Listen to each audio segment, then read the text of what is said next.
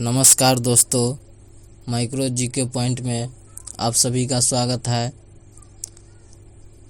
आज का हमारा टॉपिक है बिहार एसएससी इंटर लेवल का क्वेश्चन, जो एग्ज़ाम के दृष्टि से बहुत वीवीआई है। अगर वीडियो अच्छा लगे तो प्लीज़ चैनल को लाइक, शेयर और सब्सक्राइब कर लीजिएगा, ताकि इसी तरह का वीडियो हम आप लोगों के लिए लाते रहें, और शेयर भी करिएगा। तो चलिए शुरू करते हैं वीडियो। हमारा आज का पहला क्वेश्चन है, पंचायती राज संस्थाओं में परंपरा में महिलाओं को कितना प्रतिशत आरक्षण प्रदान किया गया है। पंचायती राज में महिला का आरक्षण है, इसका सही आंसर है ऑप्शन 2, 33%। और चलिए इसका की पॉइंट देख लेते हैं। जैसे कि 1992 के तहत 73वें संविधान संशोधन अधिनियम ने पूरे देश में पंचायती राज में महिलाओं के लिए 33% आरक्षण दिया था, और अनुच्छेद 243D के तहत अनुसूचित जाति और अनुसूचित जनजाति के लिए सीटों का आरक्षण किया जाता है, और 1/3 यानी 33% सीट महिला के लिए आरक्षित है। बाद में बिहार, मध्य प्रदेश, उत्तराखंड, हिमाचल प्रदेश आदि जैसे कुछ राज्य में महिलाओं के लिए आरक्षित सीटों को बढ़ाकर 50% कर दिया गया। और चलिए जान लेते हैं पंचायती राज क्या होता है। तो पंचायती राज 1992 के 73वें संशोधन अधिनियम ने संविधान की 11वीं सूची के तहत एक नया भाग 9 जोड़ा। इसमें पंचायती राज व्यवस्था को जोड़ा गया था। तो संविधान के 73वें संशोधन के तहत 11वीं अनुसूची के तहत पंचायती राज को जोड़ा गया। इसका नाम पंचायत रखा गया। यह ग्रामीण भारत में गांवों की स्थानीय स्वशासन की प्रणाली है। और निष्कर्ष यह है कि परंपरा में पंचायती राज में महिलाओं के लिए 33% आरक्षण था, बाद में इसे बढ़ाकर 50% कर दिया गया। तो अभी 50% है। और अगला क्वेश्चन देख लेते हैं, निम्नलिखित में कौन सी जानकारी अशोक के अभिलेख में है।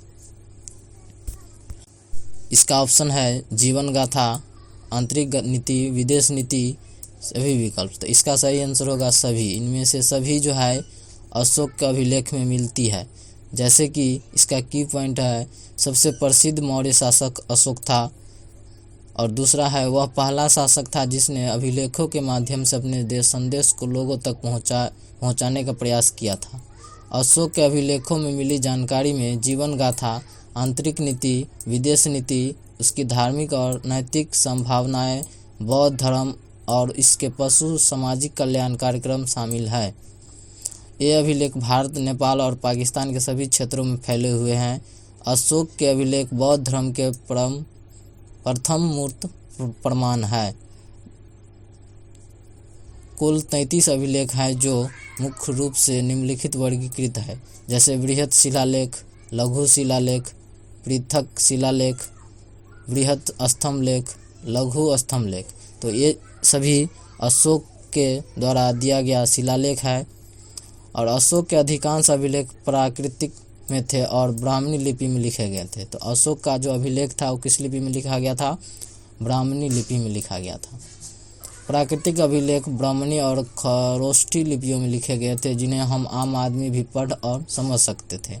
पाकिस्तान के क्षेत्र में पाए गए अभिलेख खरोष्ठी लिपि में है। काफ़ी वीवीआई क्वेश्चन है ये एग्ज़ाम के दृष्टि से।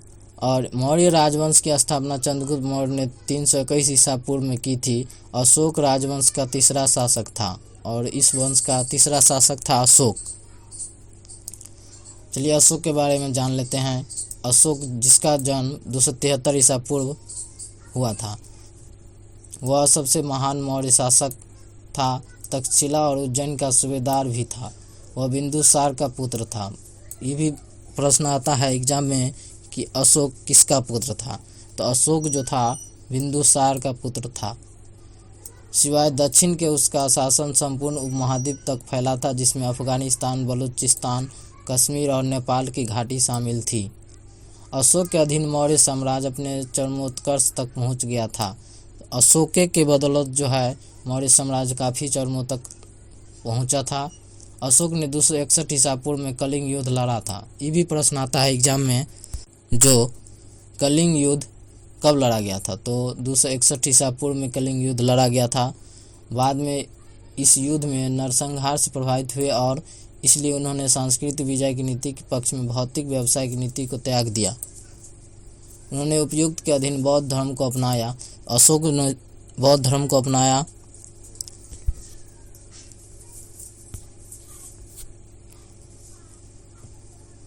और उन्होंने अपने पुत्र महेंद्र और पुत्री संघमित्रा को मूल पीपल के पेड़ के अंकुर के साथ बौद्ध मिशनरियों के रूप में सीलोन श्रीलंका भेजा। उन्होंने अपने पुत्र को श्रीलंका भेज दिया था।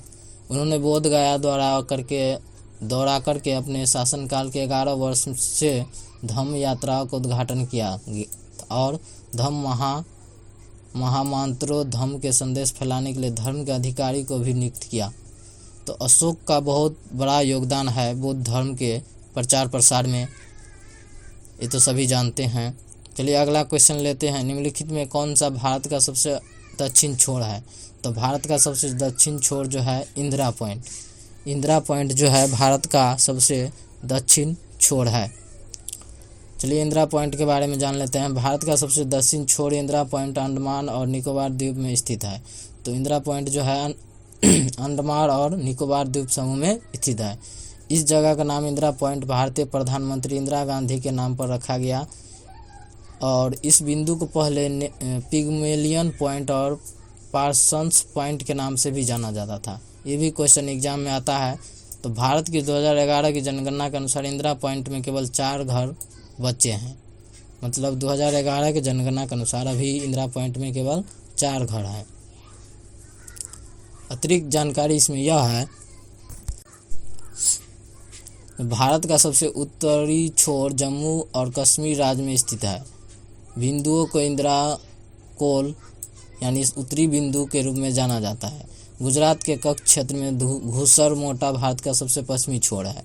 भारत का सबसे पूर्वी छोर अरुणाचल प्रदेश अंजो जिला में किबीथू का छोटा शहर है। लोहित नदी किबीथू से भारत में प्रवेश करती है। अब जान लेते कन्याकुमारी के बारे में। कन्याकुमारी भारत में तमिलनाडु राज्य में कन्याकुमारी जिले का एक शहर है। यह मुख्य भूमि भारत में सबसे दक्षिणी शहर है। इसे द लैंड्स एंड कहा जाता है। तो कन्याकुमारी का दूसरा नाम द लैंड्स एंड भी है। यह वह स्थान है जहां बंगाल की खाड़ी, हिंद महासागर और अरब सागर का जल मिलता है। विवेकानंद रॉक मेमोरियल कन्याकुमारी में एक लोकप्रिय पर्यटन स्थल है। यह भी क्वेश्चन आता है जो कन्याकुमारी में लोकप्रिय पर्यटन स्थल, तो विवेकानंद रॉक मेमोरियल है। चलिए अगला क्वेश्चन देखते हैं। जनगणना 2011 के अनुसार भारत राज्य की कुल साक्षरता दर कितना है, तो इसका जो है सही आंसर हो जाएगा 61.80%। 2011 के अनुसार बिहार का साक्षरता दर 61.80% है। चलिए जान लेते हैं इसका की पॉइंट क्या सब है।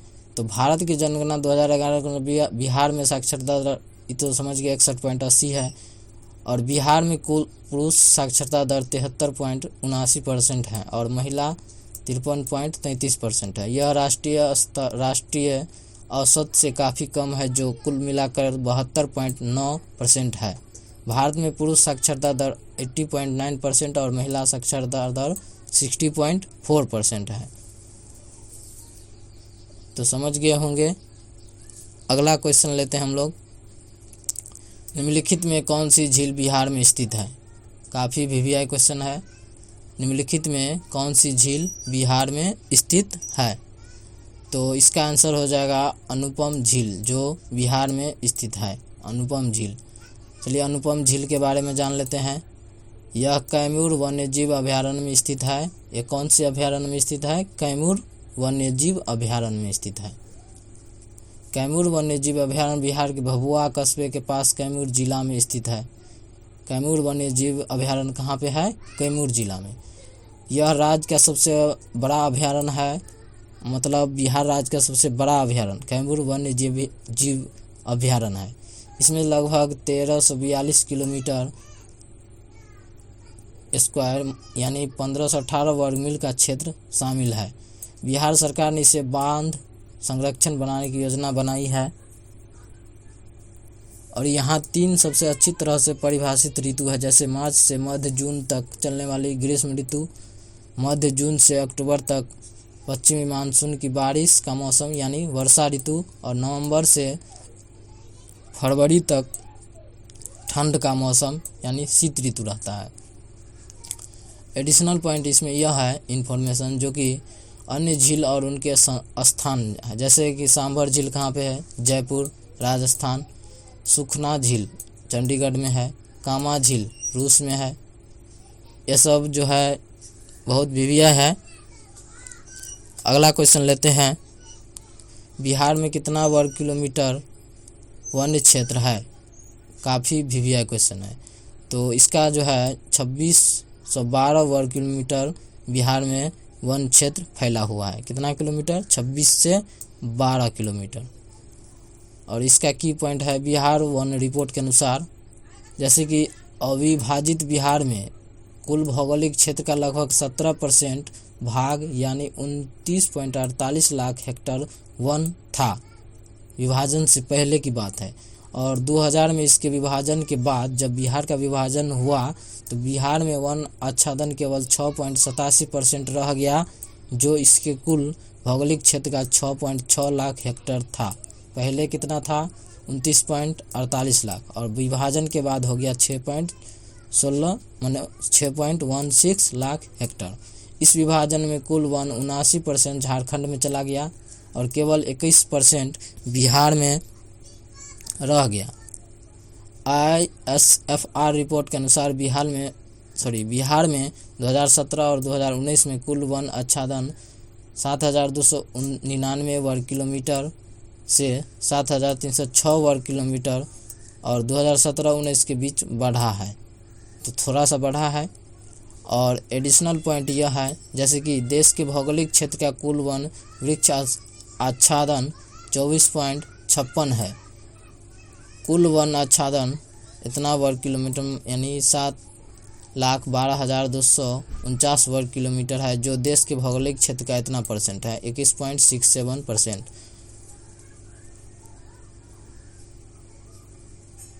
आदिवासी जैसे कि आदिवासी कुल वन क्षेत्र जिलों के भौगोलिक क्षेत्र 37.54% है। अगला क्वेश्चन देख लेते हैं, जैसे बिहार पंचायती राज अधिनियम में ग्राम पंचायत की अवधि 5 वर्षों की निर्धारित है, इसकी गणना। तो इसका जैसे कि पंचायत निर्वाचन की अधिसूचना की तिथि से की जाती है, पंचायत की पहली बैठक की तिथि से की जाती है। ऑप्शन तीसरा है पंचायत वर्ग निर्वाचन के परिणाम घोषित करने की तिथि से की जाती है।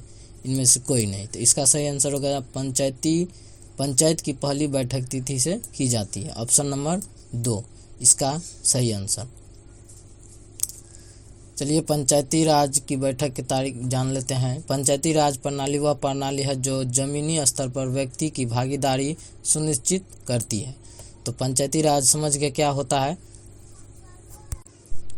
अगला देख लेते हैं, 73वां संवैधानिक संशोधन अधिनियम 1992 पंचायती राज व्यवस्था से संबंधित है और भारत के संविधान का भाग 9 और अनुसूची 11 पंचायती राज व्यवस्था से संबंधित है। राजस्थान अपने नागौर जिले में 2 अक्टूबर 1959 को पंचायती राज व्यवस्था लागू करने वाला पहला राज्य है। ये भी क्वेश्चन आता है जो पंचायती राज व्यवस्था लागू करने वाला पहला राज्य कौन सा है। तो इसका सही आंसर होगा राजस्थान। राजस्थान जो है पंचायती राज व्यवस्था लागू करने वाला पहला राज्य है। और हरियाणा और राजस्थान वह राज्य है जहां पंचायत चुनाव लड़ने के लिए न्यूनतम शैक्षणिक योग्यता की आवश्यकता होती है। चलिए ये तो अच्छी बात है, कम से कम शैक्षणिक योग्यता दिया है। और अगला की पॉइंट है, अरुणाचल प्रदेश पंचायती राज संस्थानों में अनुसूचित जातियों के लिए सीटें आरक्षित नहीं करता है। अगला पॉइंट है, बलवंत राय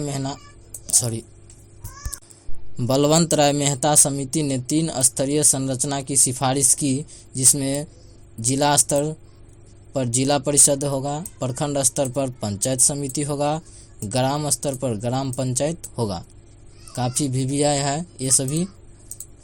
और अगला देख लेते हैं, जैसे कि की पॉइंट है 1978 में जनता पार्टी सरकार द्वारा सितंबर 1970 में नियुक्ति अशोक मेहता समिति के ने आधार और जिला परिषद के शीर्ष पर मंडल पंचायत से युक्त 2 स्तरीय प्रणाली द्वारा और त्रिस्तरीय प्रणाली के प्रतिस्थापना की अपनी रिपोर्ट प्रस्तुत की थी। 73वें संविधान संशोधन अधिनियम के बाद बिहार सरकार ने बिहार पंचायती राज अधिनियम 1993 को अधिनियमित किया और बिहार में पंचायती राज संस्थाओं की एक त्रिस्तरीय प्रणाली काम करने लगी। और अगला क्वेश्चन है, भारत के किस प्रधानमंत्री ने लाल किले से राष्ट्रीय झंडा सर्वाधिक बार फहराया? तो इसका सही आंसर होगा ऑप्शन बी होगा, जवाहरलाल नेहरू। जवाहरलाल नेहरू जो था सबसे अधिक बार फहराया था। और इसका की पॉइंट है, जवाहरलाल नेहरू जो भारत के प्रथम प्रधानमंत्री थे जिन्होंने लाल किला से अधिक बार राष्ट्रीय ध्वज फहराया। 15 अगस्त 1947 को भारत के प्रधानमंत्री जवाहरलाल नेहरू ने दिल्ली में लाल किले लाहौरोटी गेट के ऊपर भारतीय राष्ट्रीय ध्वज उठाया।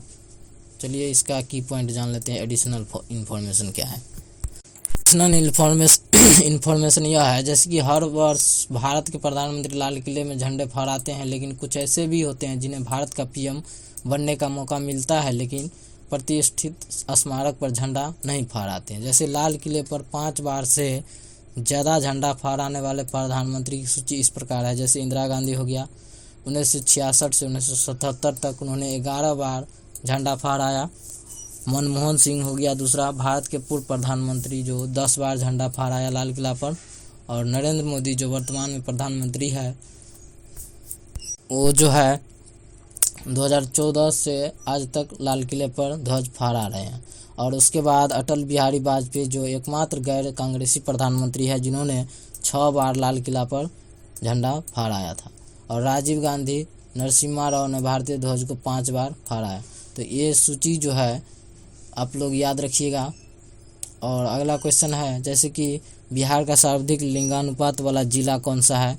तो गोपालगंज। बिहार का सर्वाधिक लिंगानुपात वाला जिला गोपालगंज है। अगला की पॉइंट जान लेते हैं गोपालगंज के बारे में। गोपालगंज ने 2011 में 1000 पुरुष के मुकाबले 1015 महिला के साथ उच्चतम लिंगानुपात दर्ज किया है। और भागलपुर और मुंगेर जिला में सबसे कम लिंगानुपात यानी 1000 पुरुष पर 879 महिला है। और 2011 की जनगणना के अनुसार बिहार की जनसंख्या इतना है। और बिहार में उच्चतम साक्षरता दर वाला जिला है जो कि रोहतास, इतना %। बिहार में सबसे कम साक्षरता दर वाला पूर्णिया। तो ये सभी की पॉइंट आप लोग नोट कर लीजिएगा। चलिए अगला क्वेश्चन देख लेते हैं। पितृपक्ष मेला बिहार के निम्नलिखित किस शहर से संबंधित है? तो इसका है गया। गया से संबंधित है पितृपक्ष मेला। इस मेले के बारे में जान लेते हैं। पितृपक्ष मेला प्रत्येक वर्ष गया में सितंबर के महीने में आयोजित किया जाता है। और इस मेले में देश के सभी हिस्सों से लोग पूर्वजों की श्रद्धा अनुष्ठान के भाग के रूप में पूजा करते हैं। मगमा ब्राह्मणों के वंश 42 श्रद्धा समारोह करते हैं। यह एक अनिवार्य हिंदू अनुष्ठान है जो माना जाता है कि दिव्यगत आत्मा को मोक्ष दिलाने के लिए है।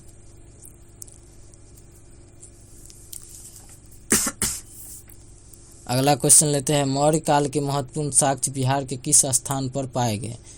तो इसका साक्ष्य है कुम्हारा में पाया गया। चलिए इसके बारे में जान लेते हैं। जैसे कि कुम्हारा, जैसे राजगीर भारत के बिहार में मौर्य काल से जुड़ा एक महत्वपूर्ण स्थल है। तो राजगीर जो है हमारे बिहार में मौर्य काल से जुड़ा एक महत्वपूर्ण स्थल भी है। राजगीर पाटलिपुत्र से पहले मगध साम्राज्य की राजधानी थी। तो मगध साम्राज्य की राजधानी पाटलिपुत्र से पहले कौन था? राजगीर। और यह बुद्ध के समय में शिक्षा और धर्म का एक महत्वपूर्ण केंद्र भी था। माना जाता है कि मौर्य राजा बिंबिसार ने राजगीर में एक किले का निर्माण किया था और शहर और उसके आसपास मौर्य के काल के कई शैलकृतीय गुफाएं और शिलालेख पाए जाते हैं। हालांकि कुम्हारा अधिक विशेष रूप से मौर्य काल का पाटलिपुत्र शहर से जुड़ा हुआ है, जो मौर्य साम्राज्य की राजधानी थी। कुम्हारा में खुदाई मौर्य काल की कई संरचनाएं मिली है, जिसमें एक महल, स्तंभों वाला हॉल और बुद्ध मठ शामिल भी है, जो मौर्य वास्तुकला और संस्कृति में महत्वपूर्ण अंतर्दृष्टि प्रदान करती है। इसलिए कुम्हारा को अक्सर बिहार में मौर्य काल की खुदाई के लिए अधिक महत्वपूर्ण स्थल माना जाता है। ये भी क्वेश्चन पूछ सकता है, जो बिहार में अधिक महत्वपूर्ण स्थल मौर्य काल का जो है कुम्हारा है। इम्पोर्टेंट पॉइंट यह है कि कुम्हारा, जिसे प्राचीन पाटलिपुत्र का स्थल माना जाता है, कि खुदाई मौर्य काल के बारे में जानकारी का खजाना मिला है। कुम्हारा में सबसे महत्वपूर्ण खोज में से खंभे का हॉल अवशेष है, जिसके बारे में माना जाता है कि शाही का महल का हिस्सा है। यह जो है शाही महल का हिस्सा है, जो अभी वर्तमान में निकल के आया है। इस हॉल में स्तंभों की पंक्ति थी, जो छत सहारा देती है और संभवतः महत्वपूर्ण राज कार्य और समारोह के लिए उपयोग की जाती थी। कुम्हारा में एक महत्वपूर्ण खोज का हाइपोस्टाइल हॉल है, जो छत को सहारा देने वाले स्तंभों वाला एक हॉल है। माना जाता है कि इस हॉल का इस्तेमाल सार्वजनिक सभा हॉल या न्याय की अदालत के रूप में किया जाता था। नेक्स्ट क्वेश्चन है, जैसे बिहार की साक्षरता दर है, तो बिहार की साक्षरता दर इससे पहले बता चुके हैं। ये क्वेश्चन 61.80% है। और इसमें ये जो है टेबल जो है, जैसे कि केरल में साक्षरता दर 94.0%, लक्षद्वीप 91.8%, मिजोरम 91.3%, गोवा 88.7%, कर्नाटक 75.4%, हिमाचल प्रदेश 82.8%। तो केरल का जो है साक्षरता दर सबसे अधिक है। और अगला क्वेश्चन लेते हैं, 1984 में बिहार रत्न जीतने वाले प्रसिद्ध मधुबनी कलाकार कौन है? तो यह जो है ऑप्शन नंबर 2 सीता देवी, जो कि हमारे बिहार के मधुबनी से बिलोंग करती है, जिसे 1984 में बिहार रत्न से सम्मानित किया गया। चलिए सीता देवी के बारे में जान लेते हैं। सीता देवी मिथिला के सबसे शुरुआती कलाकारों में से एक थी। वह बिहार के जितवारपुर गांव से पारंपरिक कला को घर की दीवार से कागज और कैनवस तथा स्थानांतरित करने वाली पहली महिला थी, और इन्होंने मिथिला पेंटिंग की भरनी शैली को लोकप्रिय बनाया, जिसमें महीन रेखाओं पर मजबूत रंगों का जोर दिया जाता है। 1975 में उन्होंने एक राष्ट्रीय पुरस्कार भी जीता था, और 1981 में उन्होंने भारत के सर्वोच्च नागरिक सम्मान में से एक पद्मश्री से सम्मानित किया गया था। 1984 में बिहार रत्न से सम्मानित किया गया, और 1984 में इन्हें बिहार रत्न से सम्मानित किया गया था। मधुबनी पेंटिंग कई प्रसिद्ध भारतीय कला रूपों में से एक है। यह जो है ये भी क्वेश्चन आता है मधुबनी पेंटिंग। और अपने करियर के दौरान सीता देवी ने उन्होंने 10 से अधिक देशों में अपने काम का प्रदर्शन किया है। उनकी कला लंदन में विक्टोरिया एंड अल्बर्ट संग्रहालय, Los Angeles county museum of art, Philadelphia संग्रहालय, पेरिस में मूसी डू क्वाई, बर्नौली, जापान में मिथिला संग्रहालय और कई अंतर्राष्ट्रीय संस्थानों के अस्थायी संग्रह में मौजूद है। इसका पेंटिंग काफ़ी प्रचलित है। चूँकि यह बिहार और नेपाल के मिथिला क्षेत्र में प्रचलित है, इसलिए इस मिथिला का या मधुबनी कला कहा जाता है। अगला क्वेश्चन है, भारतीय संविधान सभा ने किसका प्रतिनिधित्व किया है? इसका सही आंसर होगा भारत में राज्य और प्रांतों के पूर्ण प्रतिनिधि पर। इसका की पॉइंट है, जैसे भारतीय संविधान सभा ने भारत में राज्य और प्रांतों के पूर्ण प्रतिनिधि का प्रतिनिधित्व किया है। परंपरा में सदस्यों की संख्या प्रारंभ में सदस्य की संख्या 389 थी। विभाजन के बाद 299 सदस्य बचे। इस 299 ने 229 ब्रिटिश प्रांत से थे और 70 देशी रियासत से नामित किए गए थे। मतलब 70 देशी रियासत से शामिल था और 229 विदेशों से शामिल था। इसका उद्देश्य प्रत्येक समुदाय को अवसर प्रदान करना था और रियासत ब्रिटिश भारतीय के प्रतिनिधित्व भी इसका एक हिस्सा था। एडिशनल पॉइंट इसमें जान लेते हैं, जैसे कि संविधान सभा का विचार पहली बार 1934 में M.N. राय द्वारा प्रस्तावित किया गया था। तो संविधान सभा का विचार पहली बार 1934 में किसके द्वारा प्रस्तावित किया गया था? M.N. राय द्वारा। 1946 में कैबिनेट मिशन योजना के आधार पर संविधान सभा का गठन किया गया। यह भी क्वेश्चन आता है, संविधान सभा का गठन कब किया गया?